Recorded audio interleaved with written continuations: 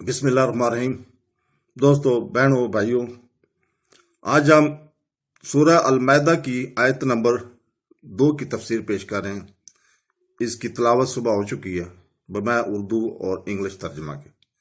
تو دوستو، اللہ تعالیٰ سورہ المائدہ کی آیت نمبر 2 میں فرماتا ہے، اے ایمان والو، اللہ کی نشانیاں حلال نہ ٹھہرا لو، اور نہ ادب والے مہینے اور نہ حرم کو بھیجی گی قربانیاں، اور نہ حرم میں لائے جانے والے وہ جانور جن کے گلے میں علامتی پٹے ہوں، اور نہ ادب والے گھر کا قصد کر کے آنے والوں کے مال و عزت کو جو اپنے رب کا فضل اور اس کی رضا تلاش کرتے ہیں، اور جب احرام سے باہر جاؤ تو شکار کر سکتے ہو، اور تمہیں کسی قوم کی دشمنی اس وجہ سے زیادتی کرنے پر نہ ابھارے کہ انہوں نے تمہیں مسجد احرام سے روکا تھا۔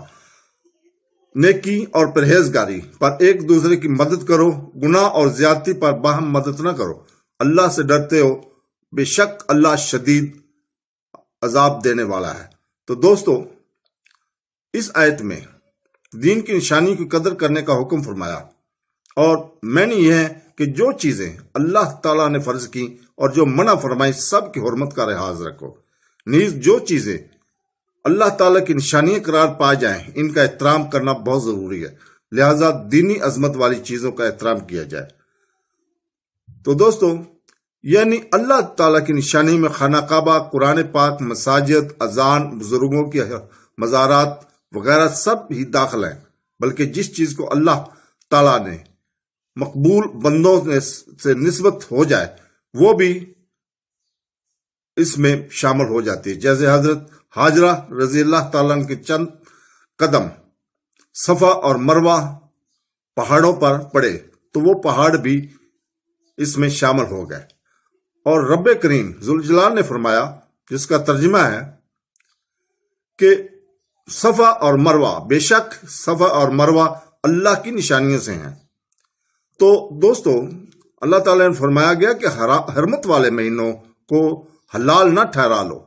محترم مہینے 4 ہیں، رجب، ذی-القعدہ، ذوالحج اور محرم۔ زمانہ جاہلیت میں بھی کفار ان کا ادب کرتے تھے، اور اسلام میں بھی ان کا ادب اور احترام باقی رکھا۔ یاد رہے کہ اولاً اسلام میں ان مہینوں میں جنگ حرام تھی۔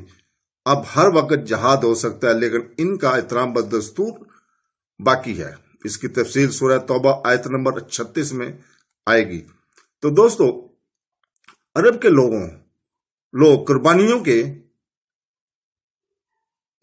بس حرم شریف کے درختوں کی چھال وغیرہ سے ہار پہنا کر ڈالتے تھے، تاکہ دیکھنے والے جان لیں کہ یہ حرم کی بھیجی ہوئی قربانیاں ہیں، اور ان سے چھیڑ خوانی نہ کریں۔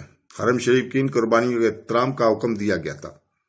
ادب والے گھر کا مطلب ہے کہ مراد حج اور عمرہ کے لیے آنے والے ہیں۔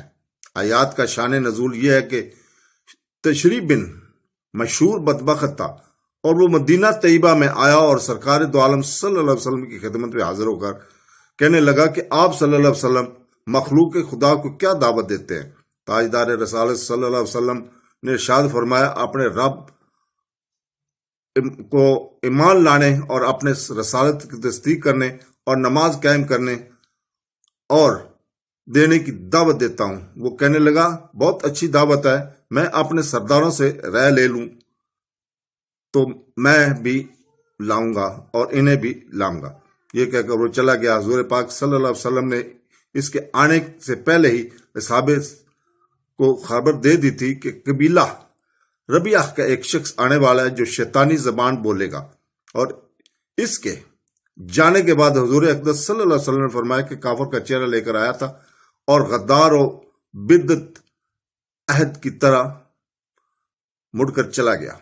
یہ اسلام لانے والا نہیں، چنانچہ اس نے فریب کیا اور مدینہ شریف سے نکلتے ہوئے وہاں کے مویشی لے کے مطلب چوری کر کے لے گیا۔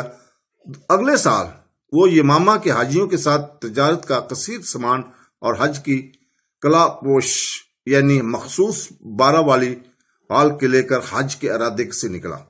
نبی کریم صلی اللہ علیہ وسلم اپنے صحاب رضی اللہ تعالیٰ عنہ کے ساتھ تشریف لے جا رہے تھے۔ راستے میں صحابہ کرام نے اسی شرح کو دیکھا اور چاہا کہ مویشی اس کے واپس لے لیں۔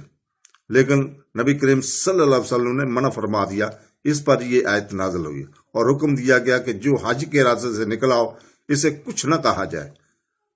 تو دوستو، احرام سے فارغ ہونے کے بعد حرم شریف سے بیع شرکار کی اجازت ہے. یہ حکم در حقیقت ایک اجازت ہے، مگر یہ اجازت جائز ہونا چاہیے. ایسی قطع ہے کہ اس کا منکر کافر ہے. مراد یہ ہے کہ اہل مکہ نے حضور پاک صلی اللہ علیہ وسلم کو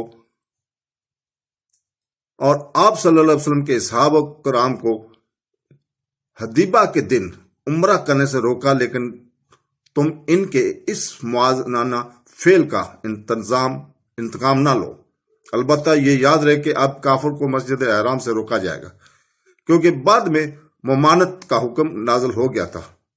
چنانچہ فرمان باری تعالیٰ ہے کہ مشرک نرے ناپاک ہیں تو اس برس کے بعد وہ مسجد احرام کے پاس نہ آنے پائیں.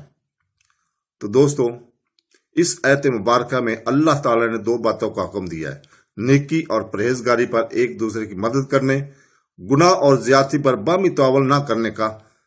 ہر سے مراد ہر وہ نیک کام ہے جس کے کرنے کا شریعت کا حکم ہے، اور تقوی سے مراد ہے کہ وہ اس کا کام سے بچا جائے جس سے شریعت نے روکا ہے. تو علم سے مراد گناہ ہے اور مراد اللہ تعالی کی حدود میں حد سے بڑھنا. ایک قول یہ ہے کہ علم سے مراد کفر ہے اور عدوم سے مراد ظلم و بدعت ہے. حضرت عبداللہ ابن عباس رضی اللہ تعالیٰ فرماتے ہیں نیکی سے مراد سنت کی پیروی کرنا ہے. حضرت اس بن امان فرماتے ہیں میں نے رسول پاک صلی اللہ علیہ وسلم نیکی اور گناہ بارے پوچھا تو آپ صلی اللہ علیہ وسلم نے ارشاد فرمایا نیکی حسن اخلاق ہے اور گناہ وہ ہے جو تیرے دل میں کھٹکے اور لوگوں کا اس سے واقف ہونا تجھے ناپسند ہو. تو دوستو، اللہ تعالی ہمیں سیدھے راستے پہ چلنے کی توفیق عطا فرمائے. آمین ثم آمین. اللہ حافظ.